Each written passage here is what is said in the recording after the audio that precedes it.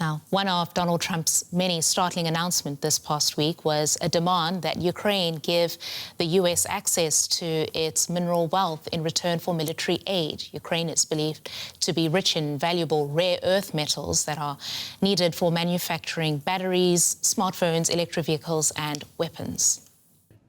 We're going to stop that. Now that U.S. President Donald Trump is back in the White House, he wants Ukraine to know that further U.S. aid will not come for free. So we're looking to do a deal with Ukraine where they're going to secure what we're giving them with their rare earth and other things. The ongoing Russian incursion has already cost a huge loss of Ukrainian lives, as well as tens of billions of dollars worth of damage to the economy. But beneath the ground lies largely untapped wealth.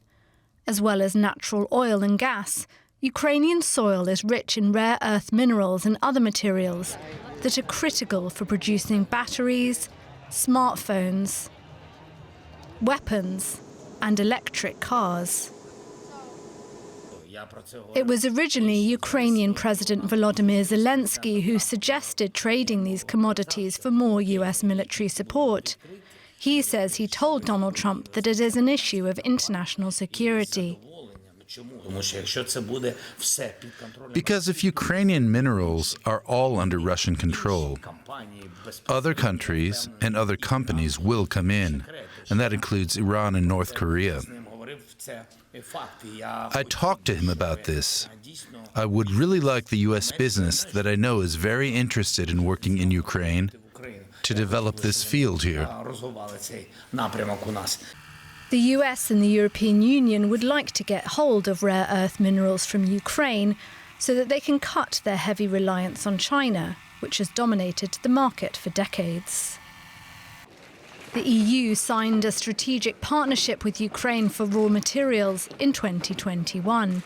However, currently very few companies in the US and Europe have the capability to extract and process them. It's easy to say on a political level, let's get these critical elements from Ukraine, but on a practical level, it's not so far clear which companies, Americans, British or German or whatever companies, will be able to do this right now when the war continues.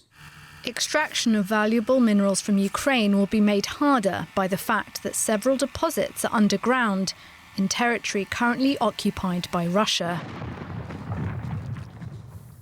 We've invited Orysia Lutsevych onto the program to talk to us more about this. She manages the Ukraine Forum at Chatham House in London, and she's an expert on civil society in the former Soviet region.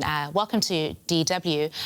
Orysia, so US weapons in exchange for Ukraine's rare earth minerals. This sounds like a typical Trump deal situation here.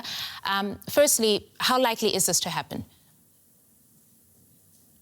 Well, first, I think we should focus on one word that President Trump said in that footage, and that is security. This is what President Zelensky is proposing, that U.S. companies can invest and explore those rare earth minerals, extract them, but then this comes with American security. Ukraine is being presented as an asset, not as a liability in Zelensky's plan that he is taking to Washington even before President Trump was elected. How likely this is to happen?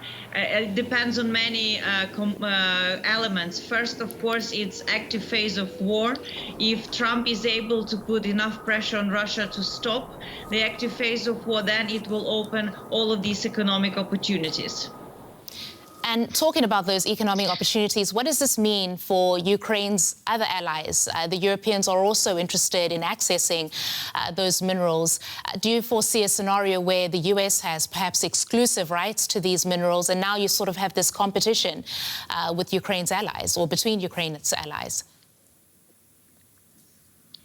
Well, Ukraine is geographically in Europe, and geopolitically it aligns itself with the European Union. It aspires, and it even opened accession negotiations for full membership in the European Union.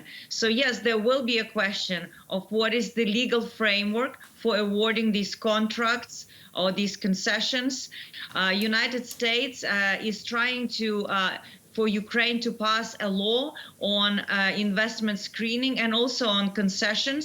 But these concessions should equally be open to European and American allies. And honestly, it has to be a competitive field. But of course, there is no slew of companies queuing. So it will be on a first-come, first-served basis. If there will be more risk-prone companies from the United States willing to commit and invest, Ukraine will be open to business with them. And would there be anything else in it for Ukraine beyond the security that President Zelensky was referring to? The hope is that these investors come also with technology and that it will create jobs. Because remember, the day of the ceasefire, there will be a risk that more people will also leave Ukraine if restrictions are lifted on men being able to join their wives and families abroad. So Zelensky's task will be to restart economy and to deliver that much needed economic growth. And opening such serious companies, having these big projects will exactly project that feeling of hope that Ukraine will be able to grow and have a good level of life for its people. All right, that is Orysia Lutsevych at Chatham House in London. We appreciate your insights on our program. Thank you.